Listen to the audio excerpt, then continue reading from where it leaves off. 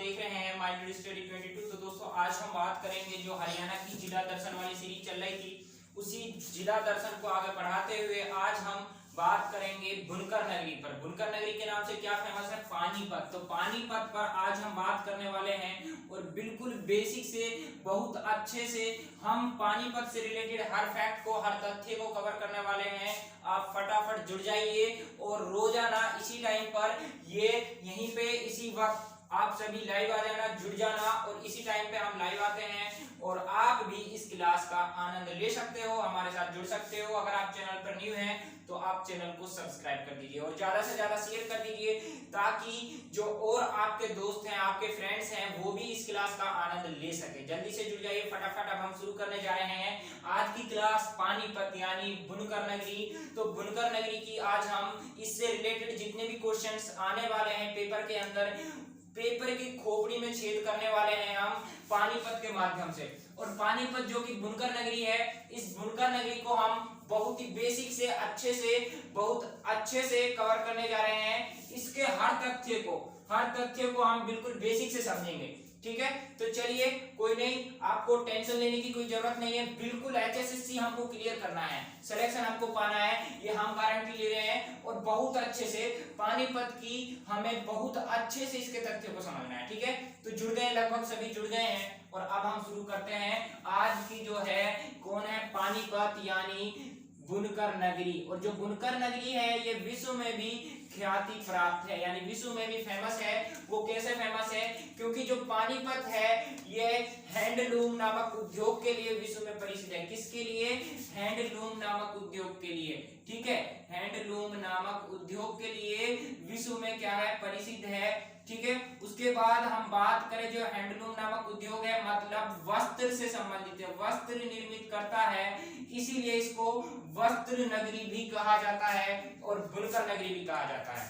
अब जो वस्त्र नगरी है, वस्त्र नगरी की वजह से ये क्या है, यहाँ पे देखिए बुनकर नगरी कहा क्यों जा रहा है। पहली बात क्यों पे बात करनी चाहिए, बुनकर नगरी इसको कहा क्यों जाता है या फिर वस्त्र नगरी पानीपत को क्यों कहा जाता है?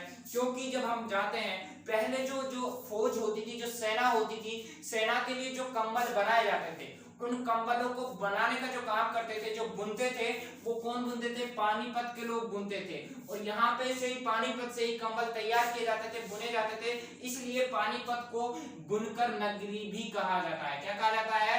बुनकर नगरी भी कहा जाता है। चलिए अब हम बात करते हैं पानीपत के नामकरण पर। किस पर बात करते हैं? नामकरण पर, ठीक है। पानीपत की नामकरण की जब हम बात करें तो आपको प्राचीन इतिहास में पता होगा, जो महाभारत का युद्ध आप सबने सुना है। किसका युद्ध? महाभारत का युद्ध आप सबने सुना है। और महाभारत का युद्ध किसके बीच होता है?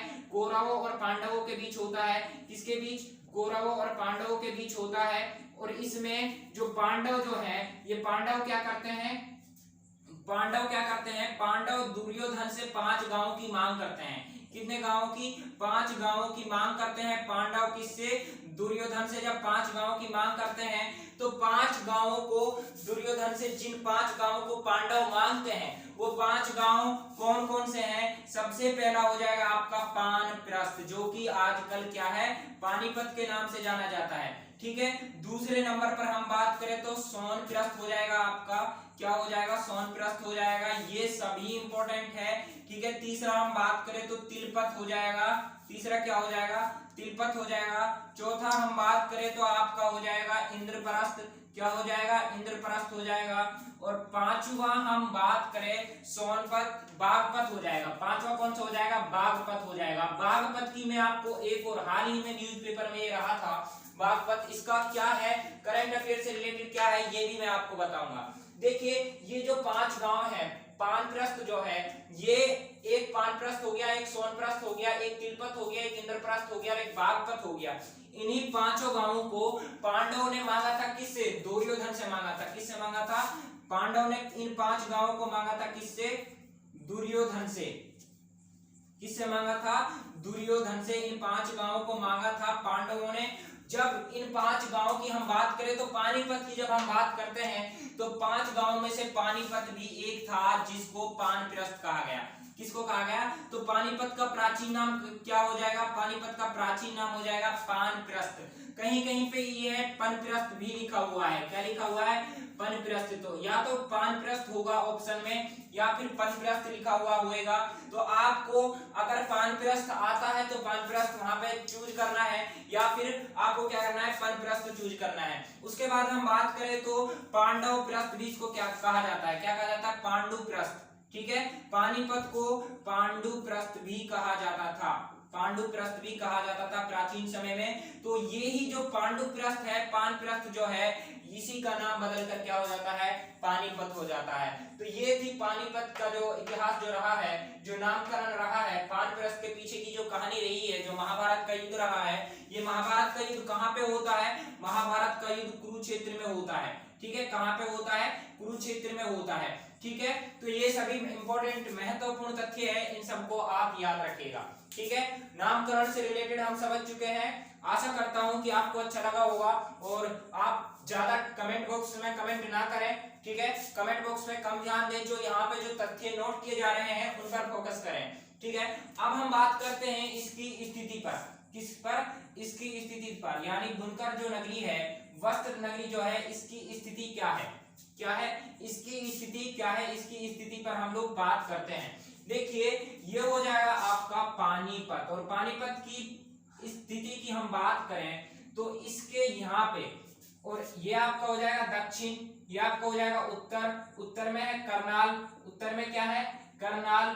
पूर्व में क्या है? पूर्व में है आपका उत्तर प्रदेश।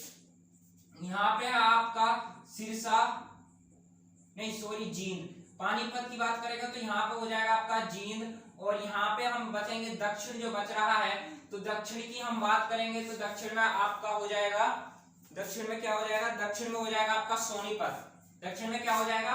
सोनीपत हो जाएगा। ठीक है, तो ये देखिए, अब यहां से आप रिलेट करिए। देखिए, ये जो पानीपत जो है, पानीपत जो है, ये करनाल से अलग कर एक नया जिला बनाया जाता है। तो करनाल कहां पे है? ये इसके उत्तर में पड़ रहा है। ठीक है, तो सीधी सी बात है, अगर करनाल से अलग किया करके बनाया जा रहा है तो करनाल से इसकी सीमा जरूर लगती है। तो करनाल से सीमा लग रही है, मतलब इसके उत्तर में पड़ रहा है करनाल, सोनीपत के उत्तर में करनाल है। और दक्षिण की हम बात करें तो इसके नीचे कौन सा पड़ रहा है? सोनीपत पड़ रहा है, जो कि प्राचीन समय में सोनप्रस्थ के नाम से जाना जाता था महाभारत के युद्ध के समय में। ठीक है, उसके बाद हम बात करें तो जींद इसके पड़ रहा है किसमें? जींद इसके पड़ रहा है पश्चिम में, और पूर्व की बात करें तो पूर्व में उत्तर प्रदेश पड़ रहा है। ठीक है, और जो बागपत जो है, बागपत, बागपत की हमने बात की थी, ये बागपत उत्तर प्रदेश में है। और बागपत फेमस क्यों है? क्योंकि यहाँ पे एक सबसे उम्रदराज महिला थी, सबसे उम्रदराज महिला, उसका नाम क्या था? चंद्रा तोमर। और इस चंद्रा तोमर का हाल ही में कोविड-19 से निधन हो गया है। अब ये थी कौन? ये चंद्रा तोमर थी कौन? ये विश्व में सबसे उम्रदराज निशानेबाज थी। कौन थी? निशानेबाज थी। ठीक है, विश्व में सबसे उम्रदराज निशानेबाज थी। इसने लगभग 65 वर्ष की उम्र में क्या किया था? इसने लगभग 65 वर्ष की उम्र में अपनी जो ये प्रक्रिया है, जो निशानाबाज बनने की जो प्रक्रिया थी, शुरू की थी। और इसने बहुत सारे मतलब पदक भी जीते हैं, स्वर्ण पदक भी इसने जीता है, विश्व में ख्याति प्राप्त थी। ये कौन? चंद्रा तोमर। और इसी चंद्रा तोमर को, जो कि बागपत की रहने वाली थी, यूपी में बागपत पड़ रहा है आपका उत्तर प्रदेश में, तो ये क्या है? इसको शूटर दादी के नाम से जाना जाता था। किसके नाम से? शूटर दादी के नाम से। तो शूटर दादी कहाँ की रहने वाली थी? बागपत की रहने वाली थी। बागपत कहाँ पे है? यूपी में पड़ रहा है आपका। ठीक है, ये सब आपको पता होना चाहिए, इंपॉर्टेंट फैक्ट्स हैं। उसके बाद हम बात करें तो इंद्रप्रस्थ की, इंद्रप्रस्थ कहाँ पे है? इंद्रप्रस्थ हो जाएगा आपका दिल्ली में। इंद्रप्रस्थ कहाँ पे है? इंद्रप्रस्थ आपका दिल्ली के अंदर है। और वहीं पे हम बात करें तिलपत की, फरीदाबाद जो जिला है, हरियाणा का जिला फरीदाबाद, हरियाणा का जिला कौन सा है? फरीदाबाद। और उसी फरीदाबाद के अंदर क्या है? फरीदाबाद के अंदर एक गांव है तिलपत गांव। और इस तिलपत गांव का जो महाभारत के युद्ध के समय में क्या की गई थी? पांडवों ने दुर्योधन से इस तिलपत गांव की मांग की थी। ठीक है, तो ये तिलपत गांव कहाँ पे है? फरीदाबाद में हो जाएगा। सोनप्रस्थ, पानप्रस्थ कहाँ पे है? ये भी हरियाणा में है, और फरीदाबाद भी हरियाणा में है। तो तीन जो गांव इसमें से हैं, ये तीन गांव किसके अंदर है? हरियाणा के अंदर हैं। और बाकी के जो दो गांव बच रहे हैं, उनमें से एक यूपी के अंदर है, और एक कहां पे है? एक आपका हो जाएगा दिल्ली के अंदर, यानी इंद्रप्रस्थ। ठीक है, तो ये था हरियाणा की, ये पानीपत की क्या थी, बुनकर नगरी की स्थिति थी। अब हम बात करें इसके स्थापना की, अगर हम बात करें तो स्थापना की जब हम बात करते हैं तो 1 नवंबर याद रखिए 1 नवंबर 1989 को पानीपत की क्या होती है, स्थापना होती है। ठीक है, यहाँ पे इसकी स्थापना कर दी 1 नवंबर 1989 की। 1 नवंबर 1989 की करनाल से अलग कर पानीपत को एक नया जिला के रूप में बना दिया जाता है। लेकिन अब यहाँ पे देखिए, पहले तो हम 1 नवंबर 1989 से ही रिलेट करते हैं। एक आपका हो जाएगा यमुनानगर।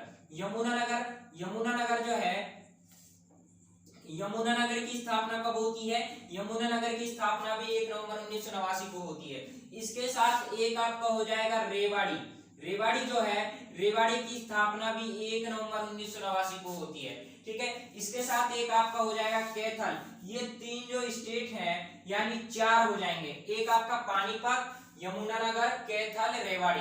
तो ये तीनों जो चारों जो जिला हैं, ये चारों जिला कब बने हैं, 1 नवंबर 1989 को बने हैं। और जो कैथल है, इस कैथल को किस नाम से जाना जाता है, इस कैथल को कुपिल नगरी, नहीं कुपिल नगरी नहीं है, कुपिल मुनि के नाम से जाना जाता है। किसके नाम से, कुपिल मुनि नगरी के नाम से जाना जाता है। ठीक है, कुपिल मुनि नगरी के नाम से। हालांकि एग्जैक्ट वर्ड मेरे याद नहीं आ रहा, दिमाग से निकल गया। कुपिल जो ये है दरअसल हमारे गांव में गुपचुप बेचने वाला है। ठीक है, तो ऐसा ही है वो कुपिल नगरी, शायद ऐसा। 1 मिनट में अभी कंफर्म आपको करता हूँ। वो कपिल मुनि है। कौन है, कपिल मुनि है। तो ये जो ये कुपिल है ना, ये दरअसल हमारे गांव में गुपचुप बेचता है, तो उसकी वजह से जो कपिल है, ये कपिल से कुपिल हो रहा है। तो ये क्या है, कपिल मुनि क्या है, कपिल मुनि। अब जो ये कपिल मुनि है, ये कैथल को कपिल मुनि की नगरी कहा जाता है। क्या कहा जाता है, कैथल को कपिल मुनि की नगरी कहा जाता है। पानीपत को बुनकर नगरी कहा जाता है। अब भैया ऐसा तो करना मत कि हम कुपिल से रोजाना गुपचुप खा रहे हैं, तो मतलब ये कुपिल आप मत करना। ठीक है, हम गुपचुप खा कर कुपिल को यहाँ पे भी याद कर रहे हैं, तो कुपिल नहीं करना है, कपिल मुनि करना है। ठीक है, कपिल मुनि जो है ये कपिल मुनि नगरी जो है ये कैथल की है। ठीक है, ये कैथल को कपिल मुनि की नगरी कहा जाता है। पानीपत को बुनकर नगरी कहा जाता है, वस्त्र नगरी कहा जाता है। ठीक है, अब ये हो गया क्या, इसका स्थापना। लेकिन एक और इसमें महत्वपूर्ण तथ्य क्या है कि 24 जुलाई की बात हम करें, 24 जुलाई की हम बात करें तो 24 जुलाई को क्या होता है, 24 जुलाई 1991, 24 जुलाई 1991 को क्या होता है, ये जो पानीपत नया जिला के रूप में गठित किया गया था, इस पानीपत को वापिस से फिर से किस में मिला दिया जाता है, करनाल में मिला दिया जाता है। मतलब अब जो पानीपत जो है ये फिर से 24 जुलाई 1991 को क्या कर दिया गया, करनाल में मिला लिया। ठीक है, अब जब ये करनाल में मिला लिया वापिस, तो मतलब ये फिर से क्या नहीं रहा, अब पानीपत जिला नहीं रहा। ठीक है, 1991 में दोबारा इसको करनाल में मिला लिया गया। ठीक है, लेकिन फिर 1 वर्ष बाद फिर क्या होता है, फिर इसको 1 जनवरी 1992 को क्या किया जाता है, 1 जनवरी 1992 को फिर से करनाल से अलग कर एक नए जिले के रूप में गठित किया जाता है, ठीक है, तो ये था मतलब पानीपत की स्थापना। तो रियल में देखिए, अगर पानीपत की स्थापना से रिलेटेड अगर 1 नवंबर 1989 आता है तो आपको ये चूज करना है। हालांकि फिलहाल ये आएगा नहीं। पहली बार जो पानीपत का जो गठन होता है एक नए जिले के रूप में, वो होता है 1 नवंबर 1989 को। लेकिन दूसरी बार जब इसका गठन होता है वो होता है 1 जनवरी 1992 को। ठीक है, ये सब आप याद रखिएगा। 1 जनवरी 1992 को इसका दूसरी बार गठित होता है, नए जिले के रूप में क्या होता है, स्थापित होता है। यहाँ तक क्लियर। स्थिति हमने देख ली, इसका गठन स्थापना संबंधी तथ्य हमने देख लिए और इसके नामकरण संबंधी तथ्य हमने देख लिए। अब हम बात करते हैं इसकी तहसील पर। देखिए पानीपत के अंदर कितनी तहसीलें हैं, 1 मिनट में यहाँ से क्लीन कर देता हूँ। देखिए पानीपत के अंदर 5 तहसीलें हैं और जब हम उप तहसील की बात करेंगे तो इसके अंदर एक भी उप तहसील नहीं है। हरियाणा का एकमात्र जिला पानीपत एक ऐसा जिला है जिसके अंदर एक भी क्या नहीं है, एक भी उप तहसील नहीं है। तो केवल इसमें तहसील है और कितनी तहसील है, 5 तहसील है। अच्छा चलिए, तो आप कमेंट बॉक्स में जल्दी से कमेंट करिए कि हरियाणा के अंदर कुल कितनी तहसीलें हैं और कुल कितनी उप तहसील हैं। ठीक है, तो ये सभी अभी कमेंट कर दीजिए आप, उप तहसीलें कितनी है, तहसीलें कितनी है हरियाणा के अंदर। ठीक है, तो अब हम बात करते हैं तहसील की, हम बात करेंगे तहसील कितनी है। ये पानीपत के अंदर कितनी तहसील है, पानीपत के अंदर 5 तहसील हैं। 5 तहसील कौन कौन सी है, एक तो आपका हो जाएगा पानीपत, एक तो हो जाएगा पानीपत नाम से, ठीक है, एक हो जाएगा आपका बापोली, एक हो जाएगा क्या बापोली, ठीक है बापोली, एक हो जाएगा, एक आपका पानीपत हो गया, बापोली हो गया, एक मडलोड़ा हो गया, एक आपका मडलोड़ा हो गया। और ये जो मडलोड़ा है ना, ये अभी हाल में कुछ साल पहले क्या थी, उप तहसील थी, लेकिन अब इसको तहसील बना दिया गया है। जब इसको तहसील बनाया है तो इसके बाद से क्या था, पानीपत में एक भी तहसील नहीं, उप तहसील नहीं रही है, अब पानीपत में केवल तहसील है। ठीक है, चौथी तहसील की हम बात करें तो इसराना, क्या है इसराना, इसकी चौथी तहसील हो जाएगी। और जो 5वीं जो तहसील है बापोली हो गई, पानीपत हो गया, और आपका बापोली, पानीपत, मडलोड़ा, इसराना ये हो गई। और एक है आपकी समालखा, क्या हो जाएगा, एक 5वीं जो है वो है समालखा, 5वीं कौन सी है, समालखा हो जाएगी। ये 5 तहसीलें हैं किसके अंदर, पानीपत के अंदर। ठीक है, पानीपत के अंदर कितनी तहसील है, पानीपत के अंदर 5 तहसील है, एक पानीपत, बापोली, मडलोड़ा, इसराना, समालखा, ये 5 तहसील है। अब मैंने जो आपसे क्वेश्चन किया था कि हरियाणा के अंदर कुल कितनी तहसीलें हैं, कुल तहसीलों की हम बात करें तो कुल तहसीलें कितनी हो जाएंगी, हरियाणा के अंदर कुल तहसीलें हैं 93, कितनी है 93 तहसीलें हैं कुल। ठीक है, और कुल उप तहसील की बात करें, उप तहसील कितनी हो जाएंगी, कुल उप तहसील की हम बात करें तो उप तहसील कितनी है 50, ये आपको पता होना चाहिए। ठीक है, उसके बाद हम बात करें, कुल तहसील हो गई, कुल उप तहसील हो गई, विधानसभा सीटें कितनी हैं, विधानसभा सीटें ये सब आपको पता होना चाहिए, कितनी है 90। हरियाणा के अंदर कितनी विधानसभा सीटें हैं, 90 हैं। उप तहसील कितनी है 50 हैं। कुल तहसील कितनी है 93 हैं। ये क्या है हरियाणा के अंदर है टोटल। पानीपत की हम बात करें तो पानीपत के अंदर 5 ही तहसील है। पानीपत के अंदर कितनी तहसील है 5 ही तहसील है। तो क्या क्या हो गया तहसील हो गई। ठीक है, और अब हम बात करते हैं पानीपत के इतिहास पर। पानीपत का इतिहास क्या रहा है, पानीपत के इतिहास को समझ लेते हैं। इतिहास की जब हम बात करते हैं, जितने भी विद्यार्थी हैं सबका जो ध्यान है वो पानीपत के अंदर हुए 3 युद्धों की ओर जाता है। पानीपत के अंदर कितने युद्ध हुए हैं 3 युद्ध हुए हैं, और उन तीनों युद्धों के बारे में मैं अभी आपको बताता हूं। देखिए, अब जो पानीपत जो था इसके अंदर 3 युद्ध हुए हैं। प्रथम जो युद्ध है पानीपत का प्रथम युद्ध, पानीपत का प्रथम युद्ध, इसके बारे में जानिए। पानीपत का प्रथम युद्ध जो है, पहली बात तो ये किस किस के बीच हुआ, कब हुआ। पहली बात, पानीपत का प्रथम युद्ध किस किस के बीच हुआ और कब हुआ। पानीपत के प्रथम युद्ध की हम बात करें तो ये होता है 21 अप्रैल 1526 को होता है। ठीक है, कब होता है 1526 को। अब देखिए यहाँ पे एक बात नोट करिएगा, जो ये है ना 1526, ये तो सबको पता है कि जो पानीपत का प्रथम युद्ध हुआ है वो 1526 को हुआ है, लेकिन 21 अप्रैल ये तिथि किसी को नहीं पता होती है। ठीक है, तो ये तिथि भी अब अपने आप में इंपॉर्टेंट है, क्योंकि एग्जाम में आपको 2 ऑप्शन दे देंगे 1526, उनमें जो मंथ होगा उसकी तिथि अलग होगी, तो मंथ के बेस पर आपको सही का चयन अगर करना पड़े तो वहां उसके लिए आपको मंथ का याद होना जरूरी है। तो 21 अप्रैल 1526 को क्या होता है, पानीपत का क्या होता है, पहला युद्ध होता है। अब किस किस के बीच होता है पानीपत का पहला युद्ध, एक तो थे आपके बाबर, जिसने मुगल काल की नींव रखी थी। किसने रखी थी, मुगल काल की नींव रखी। उसके बाद एक था इब्राहिम लोदी। अब इब्राहिम लोदी और बाबर के बीच ये युद्ध होता है। अब इब्राहिम लोदी इसमें क्या हो जाते हैं, इसमें हार जाते हैं, पराजित हो जाते हैं। अब इब्राहिम लोदी जब इसमें पराजित हो गया तो मतलब इसको जीता किसने, बाबर ने जीता। और बाबर ने जो जीता था, इसने पहली बात तो क्या रखा, मुगल काल की नींव रखी थी बाबर ने। और बाबर जो है इसके बाद ये 1530 में इसकी मृत्यु हो जाती है। क्या हो जाती है? 1530 में बाबर की मृत्यु हो जाती है। 1530 और 1526 के अंदर ये क्या लड़ते हैं? खानवा का युद्ध भी लड़ते हैं, चंदेरी का युद्ध भी लड़ते हैं, ठीक है। ये सारे युद्ध कौन लड़ते हैं? बाबर लड़ते हैं, ठीक है। तो इस वो हालांकि इतिहास का टॉपिक हो जाएगा, अलग बात हम करेंगे, पानीपत से रिलेटेड जितना करना है उतना ही। तो 1530 में बाबर की मृत्यु हो जाती है। इससे पहले हम बात करें तो बाबर ने क्या किया?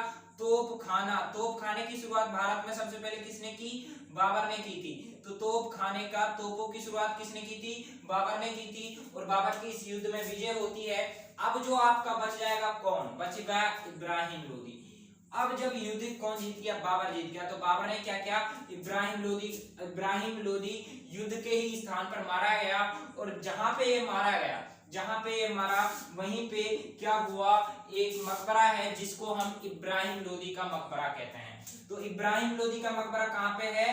पानीपत में है। ये आपको पता होना चाहिए, बुनकर नगरी के अंदर है, ठीक है। तो ये जो इब्राहिम लोदी जो है, इब्राहिम लोदी इसमें क्या हो जाते हैं? पराजय हो जाते हैं। पराजय होने के बाद इसको मारा जाता है। मारे जाने के बाद क्या होता है? इसको यहीं पे जब दफनाया जाता है, दफनाए जाने के बाद में यहीं पे इसका मकबरा क्या किया जाता है? स्थापित किया जाता है। अब हम बात करें बाबर की। बाबर ने जो ये युद्ध जीता, ठीक है, बाबर ने जीता, तो जीत की खुशी में बाबर ने क्या करवाया? बाबर की एक मतलब सबसे प्रिय रानी थी, कौन थी? मुसम्मत बेगम खान, मुसम्मत काबुली बेगम, ये काबुली बेगम। अब जो ये मुसम्मत काबुली बेगम थी, ये कौन थी? ये बाबर की सबसे प्रिय रानी थी। अब जैसे ही भैया शाहजहां की बात करते हैं, शाहजहां क्या कर गया? मुमताज महल की याद में ताजमहल का निर्माण करवा लिया। अब बाबर भाई शाहजहां से पहले बाबर आए, तो भैया अब जो वो है, जो शाहजहां है, शाहजहां को जो सीख मिली है ना ताजमहल का निर्माण करवाने की, वो किससे मिली है? मतलब अपने पूर्वजों से ही मिलती है। तो बाबर से जो ये सीख मिली उसको तभी उसने शाहजहां ने क्या करवाया? देखिए, जो बाबर है, शाहजहां से पहले बाबर क्या कर रहे हैं भैया? अपने पिर्रियों के ये गुल खिला के जा रहे हैं भाई। पिर्रियां गुजर चुकी हैं, पिर्रियों की याद में नया कर रहे हैं, पिर्रियों की याद में ताजमहल बनवा रहे हैं। तो ऐसा ही कुछ किसने किया? बाबर ने किया। लेकिन बाबर ने ताजमहल नहीं बनवाया था, ताजमहल शाहजहां ने बनवाया था। बाबर ने क्या किया? बाबर ने युद्ध की जीत की खुशी में, ठीक है, और जो इसकी जो सबसे प्रिय रानी थी, देखिए इसने तो युद्ध की जीत की खुशी में करवाया है, जबकि शाहजहां ने क्यों करवाया था? कि मुमताज महल की मृत्यु हो जाती है। मृत्यु होने के बाद वहां पे क्या करवाते हैं? वो उसकी ताजमहल का निर्माण करवाते हैं। लेकिन ये युद्ध की जीत की खुशी में अपनी सबसे प्रिय रानी मुसम्मत काबुली बेगम के नाम पर एक तो यहाँ पे काबुली बाग का निर्माण करवाते हैं। किसका? काबुली बाग का निर्माण करवाते हैं। और एक काबुली बाग मस्जिद का निर्माण करवाते हैं। एक किसका करवाते हैं? काबुली बाग मस्जिद का निर्माण, काबुली बाग मस्जिद का निर्माण, ठीक है। अब ये कई बार क्वेश्चन पूछा जाता है कि काबुली बाग मस्जिद कहाँ पे है? ये पानीपत में है। कहाँ पे है? पानीपत में है। आपको पता होना चाहिए काबुली बाग कहाँ पे है? पानीपत में है। किसके द्वारा बनवाए जाते हैं? बाबर के द्वारा बनवाए जाते हैं। क्यों बनवाए जाते हैं? क्योंकि उसकी एक सबसे प्रिय रानी थी मुसम्मत काबुली बेगम, उसी की याद में क्या करवाया? काबुली बाग मस्जिद का निर्माण करवाया बाबर ने। कहाँ पर? पानीपत के अंदर, ठीक है। और काबुली बाग मस्जिद का निर्माण भी पानीपत के अंदर करवाया था। वो किस खुशी में करवाया था? जो उसका पानीपत का पहला युद्ध बाबर जीत चुका था। अब देखिए 1530 में बाबर मर ही गया। अब ये था आपका पानीपत का प्रथम युद्ध। अब हम बात करते हैं पानीपत के द्वितीय युद्ध का। पानीपत का दूसरा युद्ध। अब द्वितीय युद्ध की हम बात करते हैं। द्वितीय युद्ध जो है, द्वितीय युद्ध में क्या होता है? देखिए, द्वितीय युद्ध की हम बात करें पानीपत के द्वितीय युद्ध की, तो इसमें क्या होता है? जो पानीपत का जो द्वितीय युद्ध है, ठीक है, इसमें ये किस किस के बीच होता है? पहली बात तो ये कब होता है? ये होता है 1556 में, ठीक है। कब होता है? 1556 में होता है। और एग्जैक्ट डेट में आपको बता देता हूं, 5 नवंबर 1556, 5 नवंबर को होता है। 5 नवंबर को 1556 को पानीपत का दूसरा युद्ध होता है। और ये युद्ध किस किस के बीच होता है? ये आपका एक तरफ है अकबर जी, ठीक है, अकबर हो गए, और एक तरफ है हेमू। हेमू को हेमचंद्र के नाम से जाना जाता है। उसका जो असली नाम है हेमचंद्र विक्रमादित्य।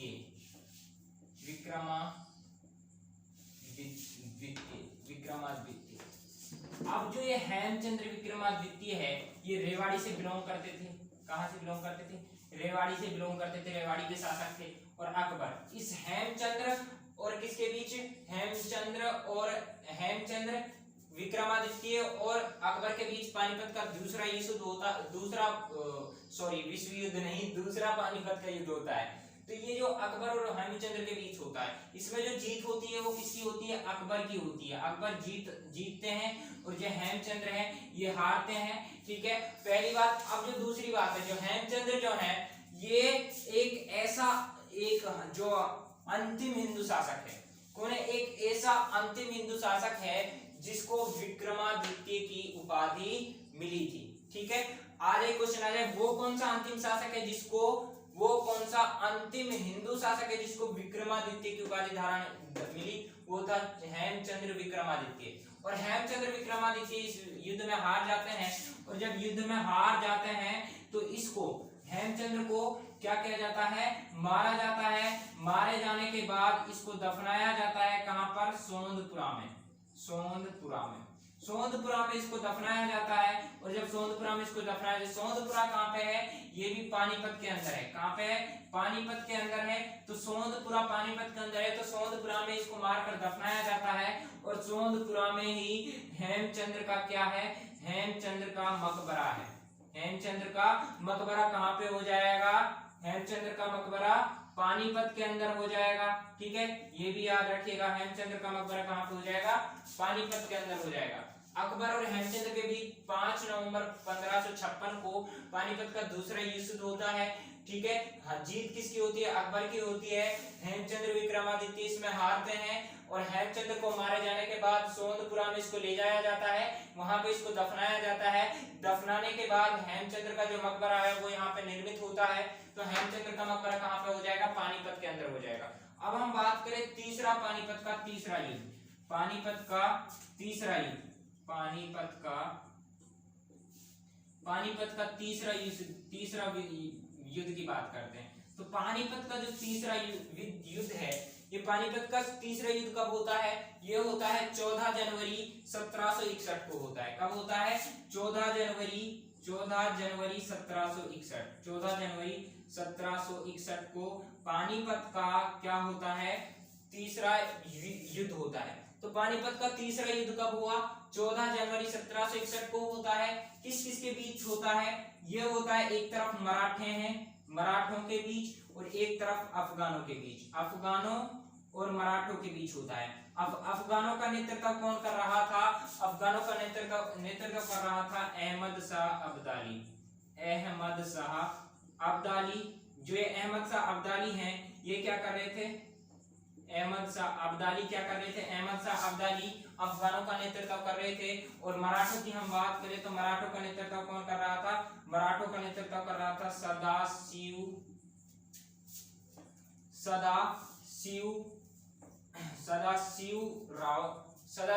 भाव कर रहा था। कौन कर रहा था?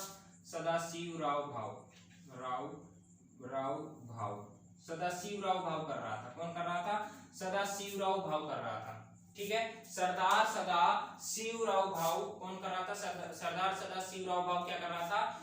मराठों का नेतृत्व कर रहा था। तो ठीक है, इसमें जीत किसकी होती है? जीत इसमें अफगानों की होती है। मराठा इसमें हार जाते हैं। मराठा जब हार जाते हैं, ठीक है, तो मराठा हार गए। और ये युद्ध कहां पे होता है? ये युद्ध होता है काला अम्ब। कहां पे होता है? काला अम्ब नामक स्थान पर होता है। ठीक है, कहां पे होता है?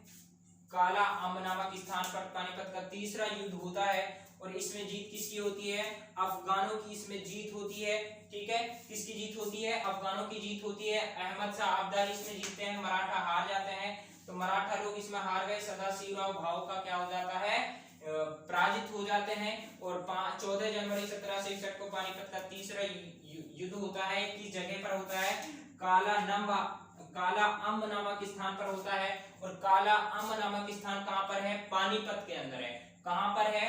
पानीपत के अंदर है आपका काला अम्ब नामक स्थान पर, यहीं पर पानीपत का तीसरा युद्ध होता है। ठीक है, यहां तक कोई डाउट आपको, कोई क्वेश्चन आपका? ठीक है, कोई क्वेश्चन नहीं। चलिए अब हम आगे बढ़ते हैं। अब हमारा हो गया क्या, ये जो इतिहास जो है, इसका इतिहास भी हम पढ़ चुके हैं, गठन भी पढ़ चुके हैं। ठीक है, स्थापना यानी स्थापना पढ़ चुके हैं, इसकी स्थिति पढ़ चुके हैं। ठीक है, और इसका नामकरण हम लोग पढ़ चुके हैं। ठीक है, अब हम बात करें इसके क्षेत्रफल की। क्षेत्रफल की बात हम करें, क्षेत्रफल की बात अगर हम करें तो इसका क्षेत्रफल कितना हो जाएगा?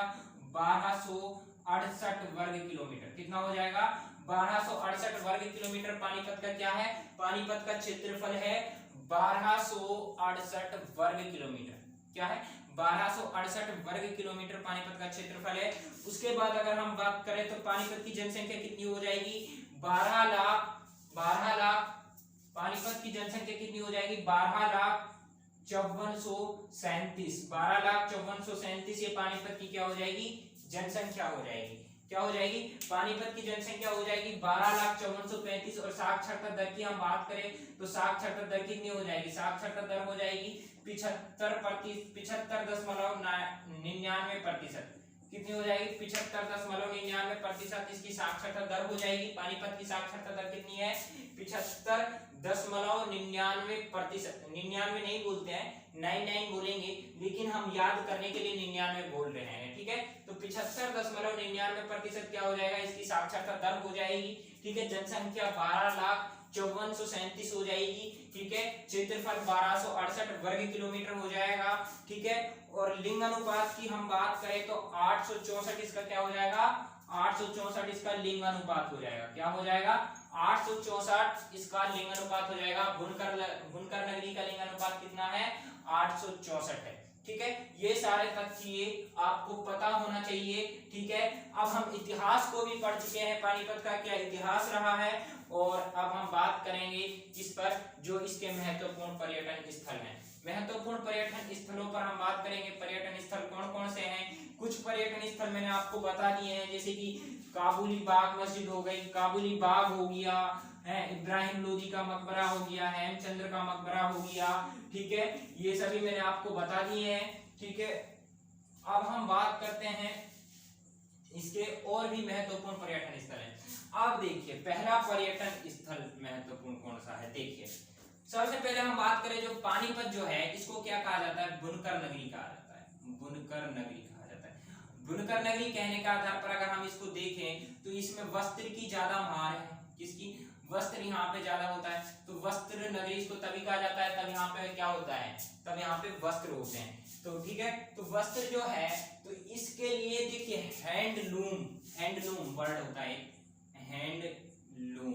तो हैंडलूम उद्योग किसको बोलते हैं? जिनमें वस्त्र वगैरह का वर्क होता है। ठीक है, सॉरी, हैंडलूम उद्योग। तो ये जो हैंडलूम उद्योग है ये कहाँ पे है? हैंडलूम उद्योग जो है ये पानीपत के अंदर है और ये विश्व में फेमस है। किसमें फेमस है? हैंडलूम उद्योगों के लिए पानीपत जो है विश्व में फेमस है, ना कि केवल भारत में, विश्व में भी फेमस है ये। ठीक है, उसके बाद हम बात करें काला अम्ब। काला अम्ब कहाँ पे है? पानीपत के अंदर है। ये सब मैं आपको बता चुका हूँ। ठीक है, जहाँ पे 1761 में पानीपत की तीसरी लड़ाई होती है। उसके बाद और क्या हो गया आपका? ये काबुली बाग मस्जिद हो गई। ठीक है, अब आता है सलारगंज गेट। क्या आता है? सलारगंज गेट। सलारगंज गेट कहाँ पे है? पानीपत के अंदर है। सलारगंज गेट। सलारगंज गेट जो है ये पानीपत के अंदर है। ठीक है, सलारगंज गेट कहाँ पे है? पानीपत के अंदर है। इसको नवाब सलारगंज के नाम से भी जाना जाता है। नवाब सलारगंज के नाम से भी, सलारगंज के नाम से भी जाना जाता है। नवाब सलारगंज के नाम से भी जाना जाता है। ठीक है, यहाँ तक समझ में आ गया। अब और इसका और महत्वपूर्ण पर्यटन स्थल क्या है? और इसका महत्वपूर्ण पर्यटन स्थल है अल्ताफ हुसैन हाली। अल्ताफ हुसैन हाली। अल्ताफ हुसैन हाली का जो मकबरा है वो कहाँ पे है? वो भी कहाँ पे है? वो भी पानीपत के अंदर है। ये अल्ताफ हुसैन हाली कौन थे? अल्ताफ हुसैन हाली ने 1857 के समय में अपना बहुत बड़ा महत्वपूर्ण योगदान दिया था, ठीक है, अंग्रेजों के खिलाफ विद्रोह करने में, ठीक है। तो 1857 में अपना महत्वपूर्ण योगदान देने वाला अल्ताफ हुसैन हाली, और वैसे ये क्या थे? ये उर्दू के प्रमुख संत थे, यानी उर्दू के ज्ञाता थे, ठीक है। उर्दू में उर्दू साहित्यकार थे, हिंदी साहित्यकार थे, ठीक है। इन सबको, इसको उर्दू का, हिंदी का और अंग्रेजी का, इन सब का इसको क्या था? ज्ञान था, ठीक है। इनमें इनका ये साहित्यकार था, उर्दू, हिंदी, अंग्रेजी, और ये एक सूफी, मतलब सूफी संत भी थे। और 1857 की क्रांति में इसने अंग्रेजों के खिलाफ क्या किया था? विद्रोह करने में अपना महत्वपूर्ण योगदान दिया था। और इसलिए जो अल्ताफ हुसैन हाली है, इसका जन्म कहाँ पे होता है? इसका जन्म होता है पानीपत के अंदर, और पानीपत के अंदर होने की वजह से पानीपत में ही इसका क्या है? मकबरा है। मकबरा कहाँ पर है? पानीपत के अंदर है, अल्ताफ हुसैन हाली का मकबरा, ठीक है।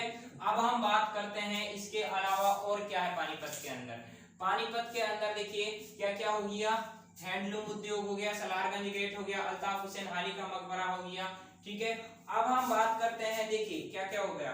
सिद्ध शिव शनिधाम का मंदिर, वाह वाह वाह वाह, इसको भी समझिए।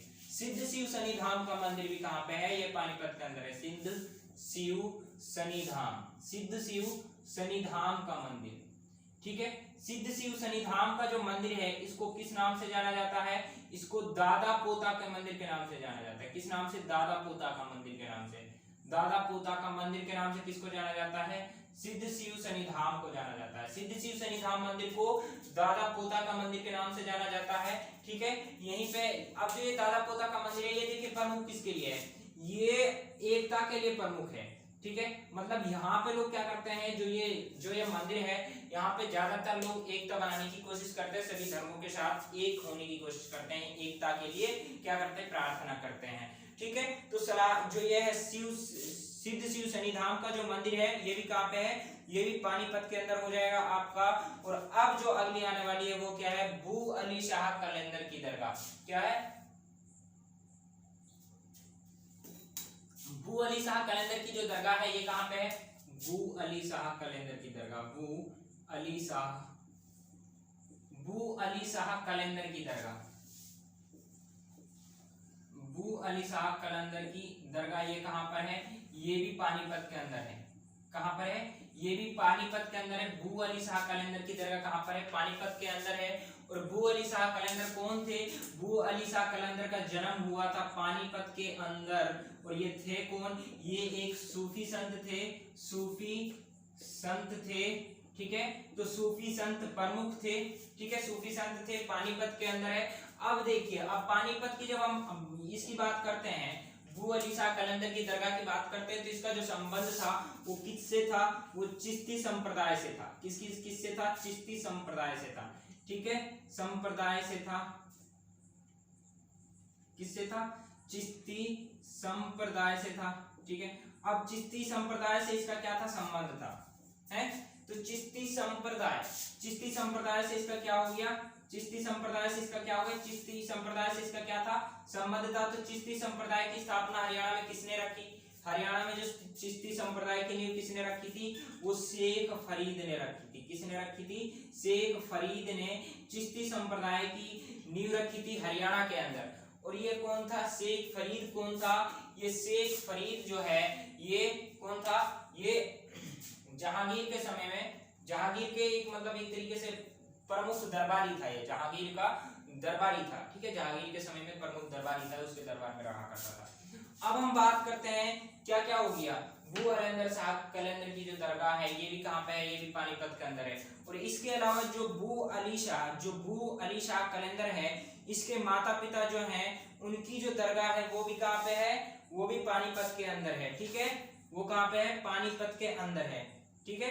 अब देखिए, हम बात करते हैं इसके अलावा क्या क्या हो गया। अल्ताफ हुसैन हाली की जो है वो मकबरा है, वो भी हो गया। सैयद रोशन अली शाह का दरगाह, सैयद रोशन अली शाह का दरगाह, क्या है?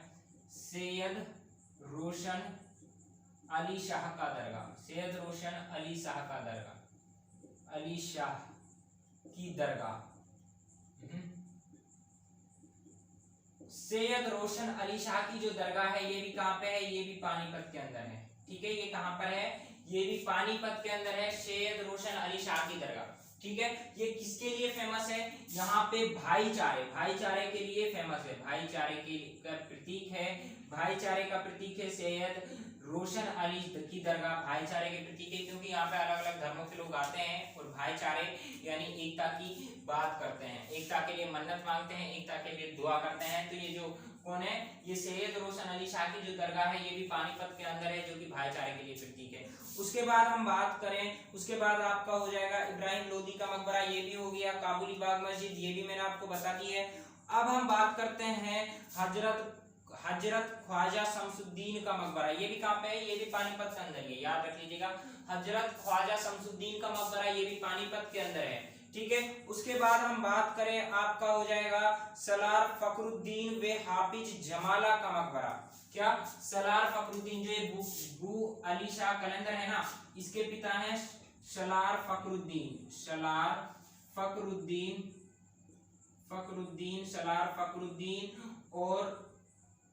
और हाफिज, और क्या है, हाफिज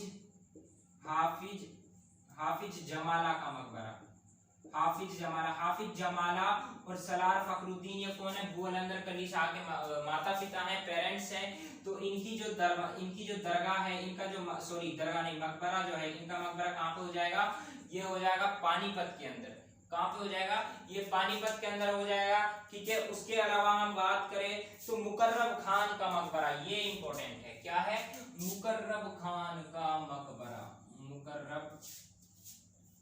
मुकर्रब खान का मकबरा।